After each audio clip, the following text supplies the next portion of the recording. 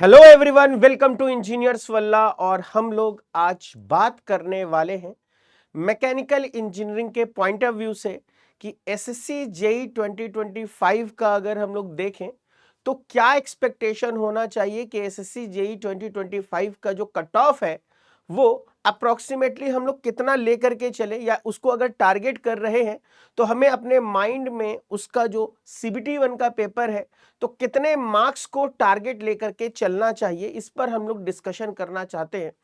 तो चलो उसके लिए सबसे पहले हम लोग ये बात करेंगे कि ये जो एग्जाम है, ये जो एसएससी जेई का एग्जाम है, सबसे पहले ये हमें पता होना चाहिए कि ये जो एग्जाम है इसके लिए क्या क्या इंफॉर्मेशन अभी हम लोगों को अवेलेबल है 2025 के लिए। तो सबसे पहले देखिए, आपको ये पता होना चाहिए कि एसएससी जेई ने आपको 2025 के लिए ऑलरेडी आपको कैलेंडर शो कर दिया है, जिसमें आपको मेंशन किया गया है कि आपका जो नोटिफिकेशन है, देखिए वो आपको क्या है 30 जून 2025 को आ जाएगा। ठीक है, ये कुछ इंपॉर्टेंट डेट्स हैं जो आपको पता होना चाहिए। दूसरा, इसका रजिस्ट्रेशन भी स्टार्ट हो जाएगा 30 जून से। साथ ही साथ इसके फॉर्म भरने का लास्ट डेट कितना रखा जाएगा, आपको 21 जुलाई रखा जाएगा। फिर उसके बाद अगर देखिएगा तो एक इंपॉर्टेंट डेट क्या है कि सर एसएससी जेई 2025 का एग्जाम डेट टीयर 1 का क्या होने वाला है। तो टेंटेटिव डेट आपको दे दिया गया है 27 अक्टूबर से 31 अक्टूबर तक। यानी आज से अगर आप सोचेंगे लगभग, तो अभी भी आपके पास 5 मंथ के अराउंड आपको है। ठीक है, अभी भी आपके पास अप्रोक्सीमेटली 5 मंथ के अराउंड है। तो अगर आप 2025 के एसएससी जेई को टारगेट कर रहे हैं तो आपको दो चीजों पर ध्यान रखना है। पहली चीज तो यह है कि सर अगर इस एग्जाम को हम टारगेट कर रहे हैं तो इस एग्जाम का नेचर क्या है, किस तरीके का एग्जाम होता है। दूसरी चीज यह है कि अगर हम इसको टारगेट कर रहे हैं तो पेपर 1 में हमें कितने मार्क्स को स्कोर करने की जरूरत है कि हम इजीली क्वालिफाई हो जाएं। तो इसके रिगार्डिंग देखिए, सबसे पहले हम लोग देख लेते हैं कि ये जो एसएससी जेई है, अगर इसकी बात करें तो आपको इंपॉर्टेंट डेट्स के साथ साथ आपको पता होना चाहिए कि ये जो रिक्रूटमेंट बॉडी है वो स्टाफ सिलेक्शन कमीशन है। जूनियर इंजीनियरिंग का पोस्ट होता है और 2025 में अप्रोक्सीमेटली इतने पोस्ट आने वाले हैं जिसका सैलरी ये रहेगा और ग्रेड पे कितना रहेगा 4200 रहेगा, और इसके साथ भी अदर अलायंस एंड पर्क्स आपको दिए जाते हैं। ठीक है, अब अगर इसके आगे हम लोग बात करें तो सर एग्जाम का नेचर क्या होगा, तो देखो एक्चुअली में ये जो एसएससी जेई का एग्जाम होता है ये आपको दो फेज में होता है, दोनों ही कंप्यूटर बेस्ड टेस्ट होता है। ऑब्जेक्टिव टाइप का होता है सीबीटी 1 एंड सीबीटी 2। अगर आप सीबीटी 1 में क्वालिफाई कर जाते हैं देन आप क्या होते हैं, सीबीटी 2 के लिए एलिजिबल होते हैं। और देन फिर सीबीटी 1 और सीबीटी 2 दोनों का मार्क्स फाइनली मिला करके आपको मेरिट बनता है, और अगर आप मेरिट में आ जाते हैं देन उसके बाद आपको डॉक्यूमेंट वेरिफिकेशन होता है। तो सीबीटी 1 जो है वो ऑब्जेक्टिव टाइप है। ठीक है, पूरा का पूरा ये ऑब्जेक्टिव टाइप पेपर होगा, ये भी ऑब्जेक्टिव टाइप पेपर होगा। लेकिन पहले हमारा फोकस रखना है सीबीटी 1 पर, या ये कहिए पेपर 1 पर। जब तक सीबीटी 1 क्वालिफाई नहीं होगा you are not eligible for the CBT 2। ठीक है, एंड सीबीटी 1 में आप देखिएगा 200 क्वेश्चंस का पेपर होता है। ठीक है, 200 मार्क्स का होता है, 2 घंटे का होता है।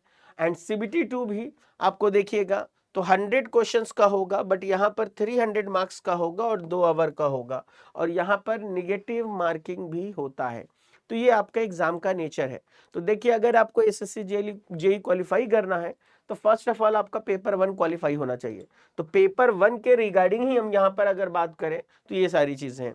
अब देखिए, अगर आप इस एग्जाम को क्वालिफाई कर लेते हैं तो देखो आपका जो ग्रेड पे है वो कितना है, वो आपको है बेसिकली 4200 है, बेसिक पे आपको ये है, और इस तरीके से आपको अदर अलायंस वगैरह भी दिए जाते हैं।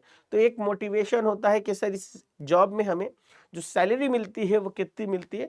तो ये इस हिसाब से देखिए, और जब आप ज्वाइनिंग करेंगे तो अप्रोक्सीमेटली स्टार्ट के टाइम पे, ज्वाइनिंग के टाइम पे अराउंड 50K के अराउंड आपका सैलरी आता है इन हैंड। ठीक है, ज्वाइनिंग के टाइम पर। ठीक है, चलिए अब अगर फर्दर इसके आगे हम लोग बात करें तो सबसे पहले हम लोगों को ये भी पता होना चाहिए कि कौन एलिजिबल है इस एग्जाम के लिए।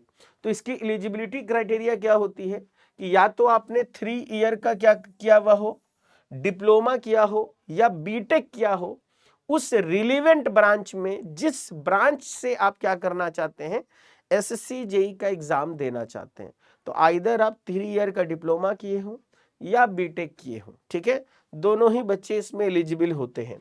अब देखिए सबसे पहली चीज, अब अगर हमें पेपर 1 को क्वालिफाई करना है तो हमें ये स्ट्रेटेजी भी तो पता होनी चाहिए कि सर पेपर 1 जो होगा उसमें कितना मार्क्स स्कोर किया जाए कि हम लोग इजीली कट ऑफ को क्लियर कर ले, क्योंकि जब तक पेपर 1 क्लियर नहीं होगा पेपर 2 में आप एलिजिबल ही नहीं है, ठीक है। तो देखिए अब ध्यान से देखिए, इसके लिए हमने क्या किया है, लास्ट 4 to 5 ईयर के कट ऑफ्स को आपके सामने रखा है ताकि आपको एक आइडिया मिले कि देखिए कट ऑफ इसके आसपास जाता है तो अब हम लोग कितने एग्जाम में मार्क्स को क्या करेंगे, टारगेट करेंगे, ठीक है। तो देखो ध्यान से, तो बेसिकली अगर देखा जाए तो ये जो कट ऑफ है ये 2024 का कट ऑफ है आपको, और इस कट ऑफ में देखिए एससी कैंडिडेट्स जो थे उनका कट ऑफ गया था 112, एसटी कैंडिडेट का गया था 101, ओबीसी का गया था 131, ईडब्ल्यूएस का गया था 120, अर्बन यानी कि जनरल कैटेगरी का गया था 132, ओएच, एचएच और ये मतलब फिजिकली हैंडीकैप बच्चे जो होते हैं, ठीक है, पीडब्ल्यूडी कैटेगरी, उनका इतना गया था।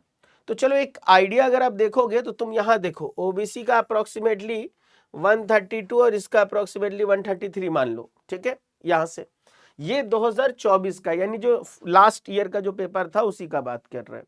अब उसके अगर आगे बात करें तो 2023 का देखो, अगर हम लोग 2023 में देखेंगे तो फिर से आप ध्यान से देखो, सर ओबीसी का लगभग 131 पॉइंट समथिंग है, तो चलो इसको अराउंड 122 मान लेते हैं।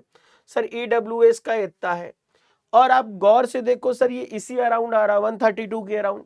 और अगर इसके आगे देखें हम लोग तो सर 22 में जो कट ऑफ गया था वो कितना गया था, 22 में थोड़ा सा कट ऑफ कम गया था, ओबीसी कैंडिडेट्स का गया था 123, ठीक है, और जनरल कैंडिडेट का गया था 123 पॉइंट इतना, बस अराउंड इतना ही है। इसको अराउंड कितना कर लो, 125 के अराउंड मान लो।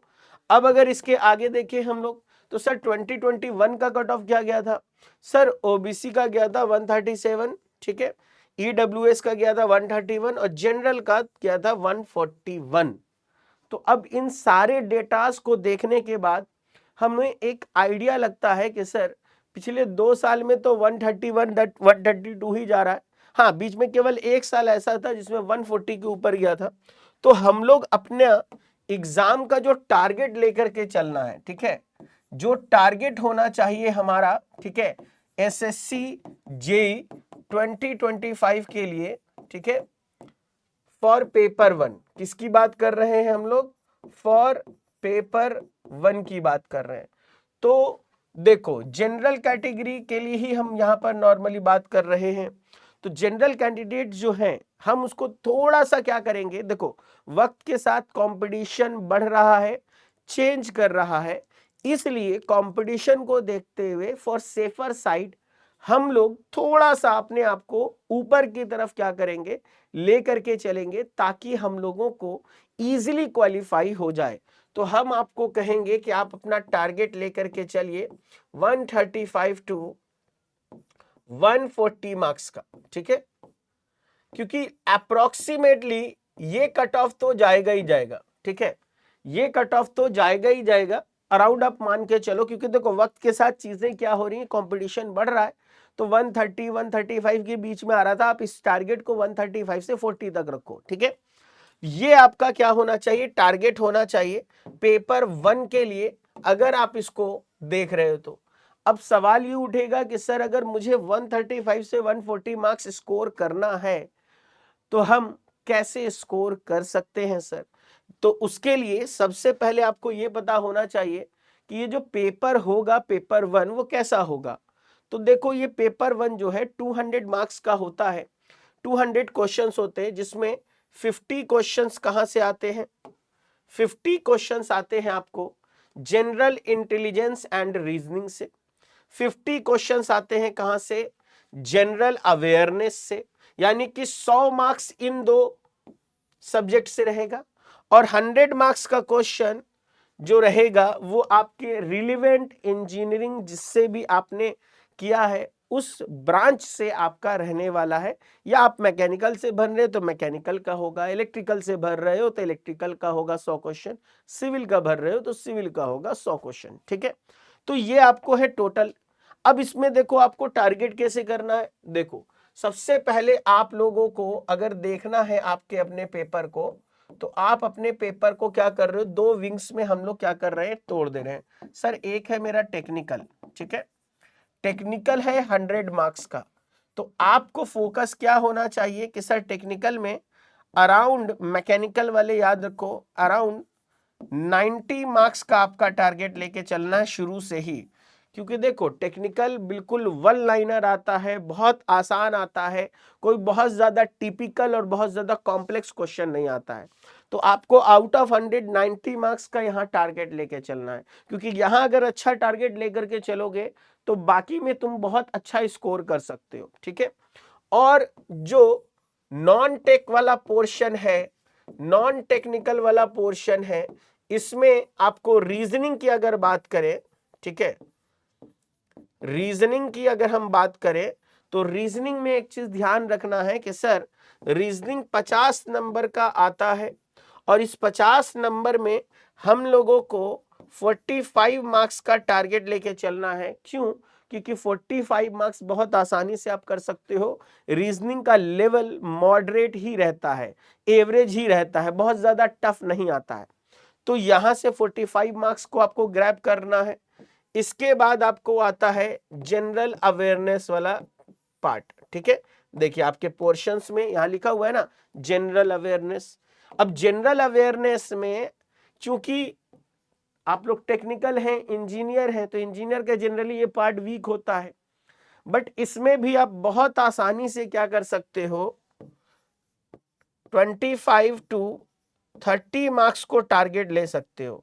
ये आप कर सकते हो क्योंकि इसमें साइंस भी पूछा जाता है, कुछ करंट अफेयर्स होता है और सेलेक्टिव पोर्शन होता है, तो उसको आप आसानी से टारगेट कर सकते हो।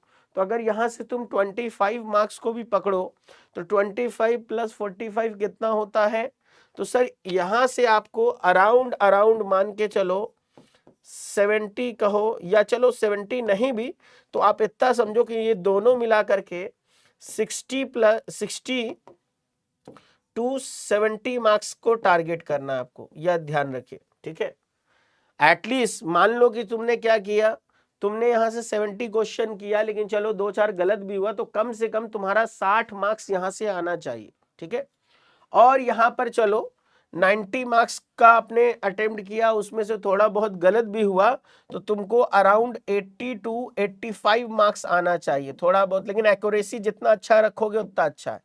तो अब यहां से देखो, अगर यहां से तुम 85 भी कर लेते हो या 80 भी कर लेते हो और यहां से इतना कर लेते हो, तो दोनों मिला करके अराउंड अराउंड तुम आसानी से 145 मार्क्स आराम से क्या कर सकते हो, ला सकते हो।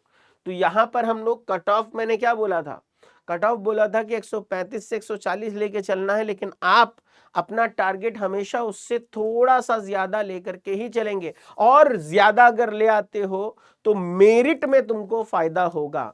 इसलिए हमेशा याद रखो, जो टारगेट है, टारगेट से हमेशा ज्यादा को ही क्या करना है, अचीव करने की कोशिश करनी है। क्योंकि एग्जाम में जब आप जाइएगा तो 90 क्वेश्चंस में आपने मान लो अटेम्प्ट किया, ठीक है, तो एक दो क्वेश्चन बहुत अच्छा भी आपका एक्यूरेसी है, तो कई बार क्या होता है जल्दी में या चलो छोटी मोटी एक आध दो क्वेश्चन में सिली मिस्टेक्स हो जाती हैं, तो उन मिस्टेक्स को भी अगर ले ले तो तुम 80 टू 85 मार्क्स आसानी से ला सकते हो, और यहां से तुम 60 टू 70 मार्क्स आसानी से ला सकते हो। ठीक है, तो भाई आपको इस तरीके से टारगेट करना है कि आप अराउंड 145 टू 150 मार्क्स को क्या कर लो, इजीली अचीव कर लो। क्योंकि ये अगर ज्यादा नंबर लाओगे पेपर 1 में तो पेपर 2 और पेपर 1 मिल करके मेरिट बनता है, और मेरिट में उतना अच्छा रैंक होगा, उतना अच्छा डिपार्टमेंट मिलेगा। ठीक है, तो कुछ इस तरीके से ये आपका टारगेट रहने वाला है, और इसी को है आपको क्या करना है, टारगेट करना है। अब बात होती है कि सर अगर हमें इसको टारगेट करना है, इसको अचीव करने की कोशिश करना है, तो इसके प्रिपरेशन के लिए हम लोग क्या कर सकते हैं। तो देखो भाई, प्रिपरेशन के लिए आप लोगों के लिए पीडब्ल्यू लेकर आया है एसएससी जेई 2025 फाउंडेशन बैच 2.0, जिसमें आपको प्राइस आप देख रहे हैं बहुत रीजनेबल प्राइस है। अभी भी आपके पास आज से अगर एग्जाम तक का आप देखते हो तो आप इजीली क्या कर सकते हो, आपके पास 5 महीना है, आप टारगेट कर सकते हो। तो या तो आप इसको टारगेट कर सकते हो, या फिर अगर आप इंडिया में जितने भी एई जेई के एग्जाम हो रहे हैं उन सबको टारगेट करना चाहते हैं तो पीडब्ल्यू का एक सबसे बेहतरीन और सबसे खूबसूरत बैच है जिसका नाम है अशोका बैच। और इस बैच में भी अशोका बैच सी आपको लॉन्च कर दिया गया है। और ये बैच क्या करता है, इंडिया में जितने भी एई और जेई कैटेगरी के एग्जाम्स होते हैं उन सारे एग्जाम को टारगेट करते हुए पढ़ाया जाता है आपका, यानी कि काफी डिटेल्ड बैच होता है ये, ठीक है। तो ये बैच भी आप ले सकते हैं और इन बैच के थ्रू आप अपनी तैयारी को क्या कर सकते हैं, बूस्ट कर सकते हैं, इंप्रूव कर सकते हैं और सही डायरेक्शन में जा सकते हैं। तो आई होप कि आप लोगों को ये बात समझ में आ गई होगी कि अगर आप 2025 के एग्जाम को टारगेट कर रहे हैं तो आपका जो माइंड सेट होना चाहिए वो क्या होना चाहिए, और आपके माइंड में कितना कट ऑफ शुरू से ही मेंटेन होना चाहिए कि हमें ये टारगेट लेकर के चलना है। और आई थिंक कि आप लोगों को ये सारी बातें क्लियर हो गई होंगी। तो चलिए इसी के साथ मिलते हैं फिर कभी, तब तक के लिए goodbye, take care and best of luck.